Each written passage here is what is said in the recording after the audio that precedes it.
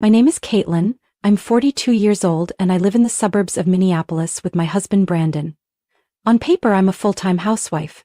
What few people know is that behind that quiet facade, I'm the CEO of a medical equipment distribution company that brings in millions of dollars in revenue each year. My salary is around $145,000 a year, but Brandon has never had a clue. We met at a friend's gathering when I had just turned 30. Back then, Brandon was a warm, attentive man with a charming way of speaking. He noticed every little detail, like how I held my coffee cup with my left hand, or the way my eyes lit up when my favorite song was mentioned. I used to think, if I could spend my life with someone like that, it would be the greatest blessing. We got married after nearly a year of dating. At first, I truly believed I had chosen the right person, but that seemingly lasting happiness began to fade when Brandon started showing his true self. He began making excuses not to change jobs, even though his current salary barely covered basic expenses. When I gently offered suggestions, he brushed them off, sometimes even saying, "Don't try to make me live by your standards. I'm not your employee." I tried to talk him into it many times, even when my company had an opening in the administrative department, a role that only required basic communication skills and a professional attitude. The salary was more than double what Brandon was making. I even personally spoke to the head of HR to hold the position for him, but when I brought it up, Brandon frowned and said, "You think I'm so useless I need my wife to get me a job? Don't meddle in my business." I was stunned. I couldn't understand how someone who once said he loved me so deeply could now take sincere advice as an insult. His stubbornness baffled me. But even after being shut down, I kept trying to endure. I thought, as long as I made enough money to keep life stable, everything would work out. Every month, I regularly deposited $1,400 into Brandon's account as a living allowance. He would burn through it in less than 2 weeks, then text me complaints about food prices, gas prices, how life was stressful. I stayed silent, not because I didn't know he was spending the money on frivolous things like sneaker collections or online games, but because I was too exhausted to argue. With my income, that amount wasn't significant. But what hurt me wasn't the money. It was his growing indifference. He never once asked if I was tired after a long day, never noticed when I stayed up late answering emails or had to fly to 2 different cities in 1 week. In Brandon's eyes, I was just a woman living off the money he provided, and he was the one working hard to keep this home together. I remember one time my mother came over to help tidy the house while I was in online meetings all morning. As soon as Brandon got home, he tossed his keys on the table and said something that made my mother freeze. "Another stranger in the house again? I need my peace and quiet." I stood up, took a deep breath, and spoke through clenched anger. "She's not a stranger. She came here to help us, not to be disrespected like that." Brandon just shrugged. "That's how you see it, but not me. I have a right to feel uncomfortable in my own house." I turned away, hiding the tears that had started to fall. That was the first time I felt a crack in our marriage that couldn't be repaired. After that day, there was a strange silence between us. We still lived under the same roof, shared dinner, sometimes watched the same TV show, but everything felt cold and forced. No more random hugs, no more goodnight wishes. Just 2 people living side by side, as if the bond between us had dried up and turned into routine. Brandon became increasingly irritable. He'd get mad over little things like a towel not folded the way he liked or the TV remote not in the right spot. He blamed me when the coffee machine broke, even though he was the last one who used it. It was like I had become the scapegoat for every little frustration in his life. I started to feel like a maid in my own home. One evening I came back from a tense meeting, hadn't even taken off my shoes yet when Brandon stood in the kitchen holding up a shirt and snapped. "This shirt isn't even ironed. Do you ever do anything right?" I gave a hollow laugh, swallowing my anger. I used to be the woman running around pitching to major clients, negotiating multi-million-dollar deals. Now I was being asked if I knew how to use an iron. I said nothing. The more I talked, the more he twisted my words, blamed me, and tore into everything I tried so hard to preserve. I was starting to feel drained. My body was okay, but my spirit was worn thin. I remember once when I had the flu, running a high fever and unable to get out of bed. Brandon didn't even check on me. Instead of bringing me medicine or asking how I felt, he just stood at the door and said, "Hurry up and get better. I don't have time to take care of you." I didn't expect much, but those words sent a chill down my spine. That wasn't something a husband should say to his wife. That was something a stranger would say when forced to live with someone they didn't like. The loneliness became more and more overwhelming. I felt lost in my own life. When did the man who once held my hand at our wedding, promising to walk through life with me, become the one who hurt me the most? At that point, I started having restless nights, often waking up in the middle of the night wondering why I was still here. Why was I, a strong, successful woman who had overcome so many obstacles, putting up with such a damaging relationship? I didn't tell anyone, not even my mother, Frances, who had always loved and protected me like I was her greatest treasure. She called many times to check in, but I always said everything was fine. I didn't want her to worry, didn't want anyone to see my weakness, but I never expected Brandon to drag my mother into this in the worst way. One Saturday afternoon, my mother came over. She brought my favorite stew and a basket of fresh fruit.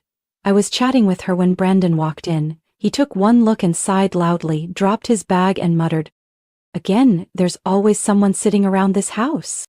My mother was startled but kept her smile. She tried to stay polite. "I'm just dropping by to see my daughter for a bit. I'm not intruding." Brandon shrugged, opened the fridge to grab a drink and spoke like I wasn't even there. "I don't want to have dinner with outsiders. Some people just don't know how to respect boundaries." I stood frozen. In that moment, I saw my mother hesitate. She gently set her bowl down, glanced at me, and softly said, "I think I should go. I'll come by another time." I walked her to the door, heart sinking. When the door shut behind her, I turned to Brandon, my voice no longer holding back. "Do you realize how hurtful you're being?"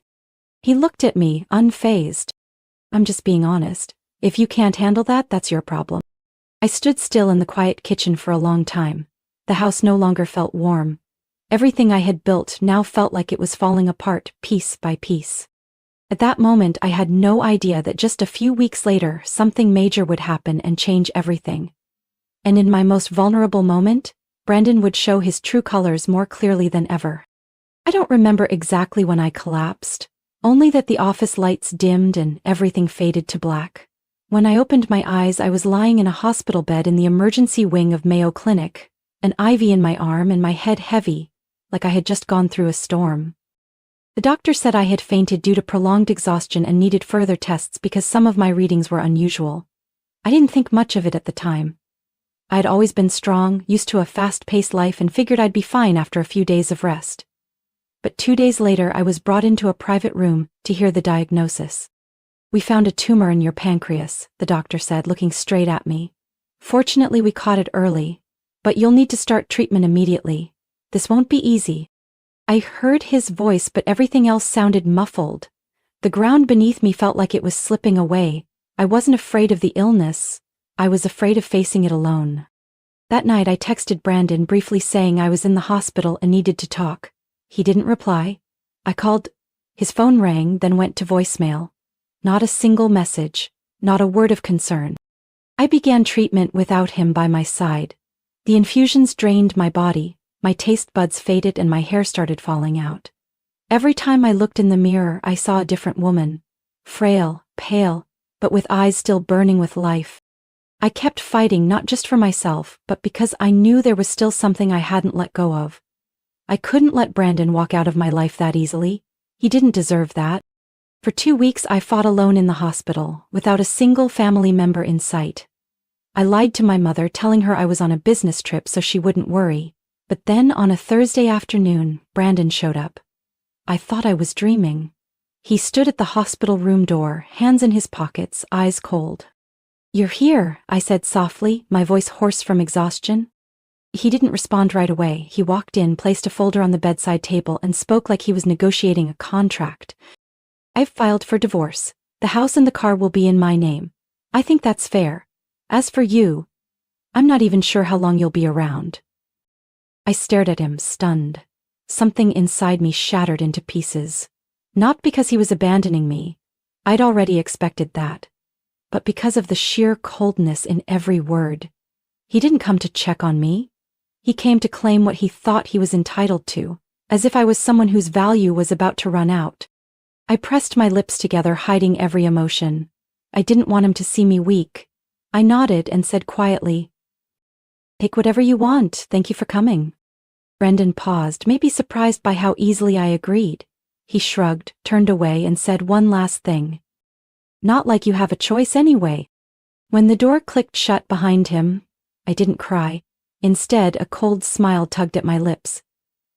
I whispered to myself, you just woke up the real me, Brandon, and soon, you'll realize you made the biggest mistake of your life. I picked up the bedside phone and called the one person at my company I trusted, Eric, my chief financial officer. He had always been loyal, discreet, and the one who knew best just how much power I truly held. Eric, I need your help with something, I said, my voice unusually calm. He was quiet for a moment, then answered, I've been waiting for this call, just say the word. I nodded slightly, even though he couldn't see me.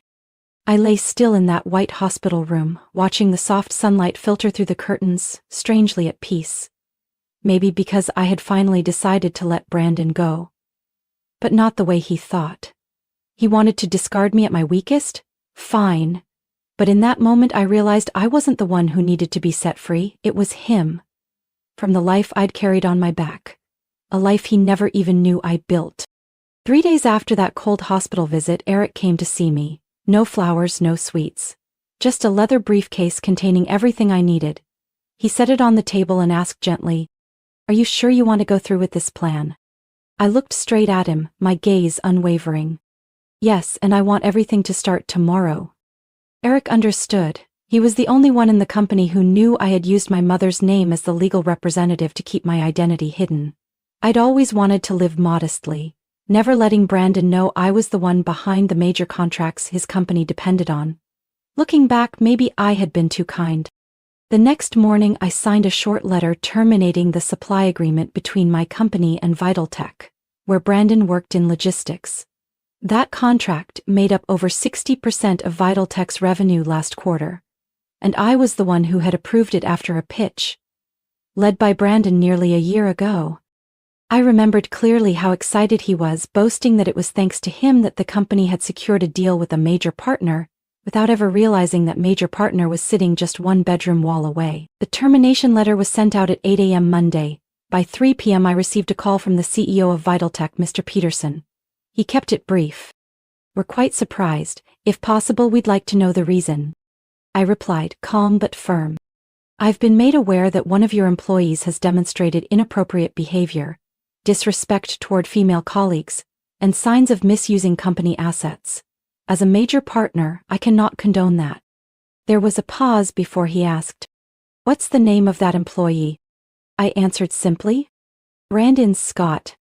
That afternoon Brandon came home late, looking pale. He had no idea I had hired a private lawyer to send him a counter-divorce filing, this time with a clause requiring him to vacate the house, which was under my name, within 30 days. That house, by the way, I bought. I only added his name to appease my prideful husband. Brandon opened the fridge to get some water without saying a word. Then, after a few moments of silence, he finally said softly, I got laid off. I set my book down, not the least bit surprised. Because of the terminated contract with my company? He turned to look at me, eyes full of disbelief. How do you know? I walked slowly to the desk, opened a drawer and pulled out an envelope. I placed it on the table and said, my voice calm to the point of being unnerving, Because I'm the one who ended that contract. I'm the CEO of SilverMed, Brandon, the company you proudly claimed to have won over, the company you thought you were smart enough to convince. Brandon froze. He looked at me like he couldn't believe what he was hearing. I continued. For all these years, I've paid every bill, covered your credit card debt, paid tuition for your nephew when your cousin hit hard times. I transferred over $1,500 a month to you in allowance, when your actual salary didn't even come close to that. I did it all. Because I believed in something called love. Brandon stepped back. He grabbed the envelope from the table, opened it with trembling hands, then looked up. This can't be real. I smiled. Divorce papers, asset division terms, and your meeting schedule with my lawyer. You have 30 days to move out. And the $3,200 monthly mortgage payment, I won't be covering that anymore. He was stunned. The air thickened around us, filled only by the heavy breathing of the man who once leaned on me like the whole world belonged to him. I walked away, leaving him there with numbers and a brutal reality crashing down. In my heart there was no hatred, just clarity. Brandon had lived too long in the shadow I created. Now it was time for him to step out and face what he had taken for granted. Just 3 days after Brandon received the official divorce papers from my lawyer, the hospital room phone rang near midnight. I was exhausted from my second round of chemo, but when I saw his name on the screen I knew right away. The panic had begun. "Caitlin, please, just hear me out." His voice was shaky, raw, like he'd been crying. I said nothing. On the other end was a man in free fall, and I, the one he had once left behind, was now the only lifeline he was desperately clinging to. "I was wrong, I was so wrong, I was stupid. I thought you were just some dependent woman, but now I know. You were the one holding everything together. You were the reason my life didn't fall apart." I put the phone on speaker, leaned back against my pillow and closed my eyes. Not because I was moved, but because I wanted to hear every desperate word. Something I had once wished for, back when I lay in a hospital bed battling illness alone. Brandon kept going, his voice rising with urgency. "I've lost everything. The house is about to be foreclosed because I can't make the payments. The company, they didn't just fire me, they put a formal warning in my file. No one else will hire me now. Caitlin, please, give me another chance." I opened my eyes, watching the soft glow of the nightlight. Calm and cold, I spoke. "A chance? You had a whole decade to respect me, to love, to share, to understand, and you chose not to? Now that everything you were used to is gone, now you realize my worth? Too late, Brandon. I know. You're angry, but we were happy once. Please remember those times. I'm begging you." I smiled faintly. "Brandon, do you remember the name Alyssa?" The other end of the line suddenly went silent. I could hear his breath catch. How did you find out about that?" I spoke, each word sharp as a blade. "The CEO of Vitaltech called to apologize and happened to mention they'd quietly investigated an internal complaint. Turns out you had a personal relationship with the new intern, Alyssa Morgan, 24 years old, daughter of the Chicago branch director. Should I go into detail about those late overtime nights?" Brandon started stammering. "No, it's not what you think. It wasn't like that. You're right, it was worse than I thought." I hung up, not another word. Right after, I opened my contacts, hit block. I also emailed my lawyer requesting a no-contact clause during the divorce proceedings, and began preparing a civil suit for breach of marital duty. In the state of Minnesota, with proof of infidelity, the betrayed spouse can file for emotional damages, and I had plenty. The next morning, my lawyer Eliza Harper came to the hospital. She showed me a stack of screenshots from conversations between Brandon and Elisa. Flirtatious messages, hotel meetups, even selfies taken in the Vitaltech office, all time-stamped and geotagged. I wasn't shocked, I just felt relieved. Every suspicion I'd pushed aside now had a name. "I've sent a formal demand for $85,000 in damages," Eliza said. "He'll likely contest it, but with this evidence, the court will be on your side."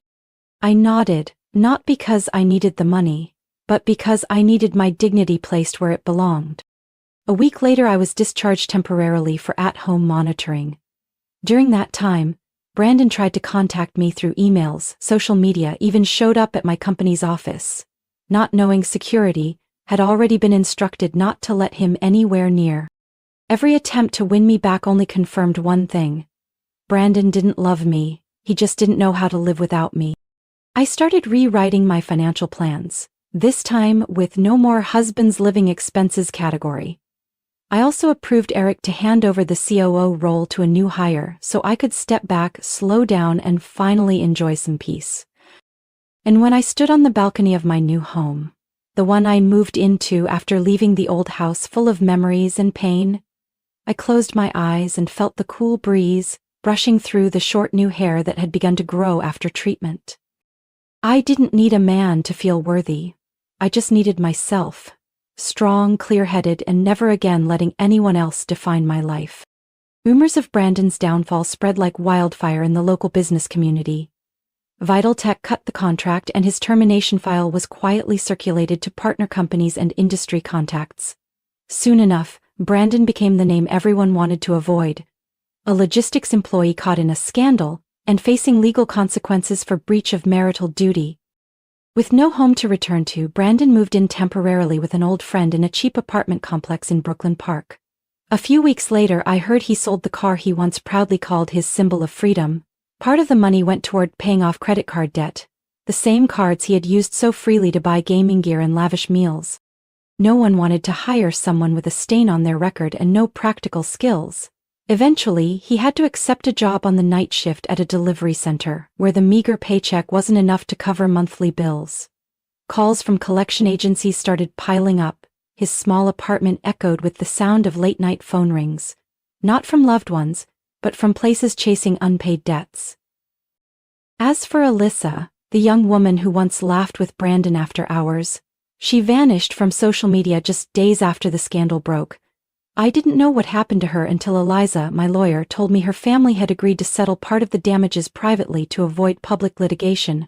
Word had it her parents took her back to their farm in Iowa and cut all ties with her former life. For them, that was the only way to salvage the family's reputation. As for me, my final treatment ended on a crisp autumn morning. When the doctor looked at me and said, "Your test results show you're completely clear," I didn't say a word. I just smiled and gently squeezed his hand. It was the moment I felt reborn. I returned to work after 2 months of rest, but this time, I wasn't the same Caitlin who tried to balance career and marriage. Now, I was Caitlin on my own terms, focused, calm, and no longer weighed down by anyone who couldn't see my worth. The company welcomed me back with a simple but heartfelt team meeting. Everyone stood and clapped when I entered the main conference room. Eric smiled and handed me a mug that read, "Welcome back, boss." I had once doubted whether I could start over, but in that moment, I knew, not only had I come back, I'd come back stronger than ever. In the months that followed, I received more than a few date invitations, some from business partners, a few from old friends who had followed my story online, but I turned them all down, not because I'd closed my heart forever, but because I knew I still needed time to heal, to enjoy a life no longer bound by responsibility to someone unworthy. I bought a small lakeside house in Duluth where I could watch the sunrise each morning and listen to birdsong each evening. It wasn't grand, not as luxurious as the old house, but it was my space, peaceful, whole, and no one entered unless invited. One weekend afternoon while I was brewing tea in the kitchen, Eric stopped by. We sat on the porch, watching the lake shimmer under the golden sunset. "Have you thought about getting married again?" he asked, half teasing. I looked at him and smiled softly. "Not right now, maybe someday, but for now I'm happy like this." He nodded, saying nothing more. The breeze carried the scent of pine and damp earth, and in that moment I knew. I hadn't just overcome Brandon or the illness. I had overcome the fear that once kept me silent too long. I took a sip of hot tea, thinking quietly to myself. In the end, I became the one who wrote the final chapter of my story. From my own journey, I've learned that resilience doesn't come from moments of strength, but from the times we rise after being pushed to our lowest. I once gave my heart to someone unworthy, once sacrificed in silence without recognition. But now, I live for myself, no longer trying to please anyone. True happiness began the moment I chose to put my self-respect above everything else. What do you think of Caitlin's journey and her decisive choice? Share your thoughts in the comments below, and don't forget to follow the channel for more powerful and heartfelt real-life stories about family.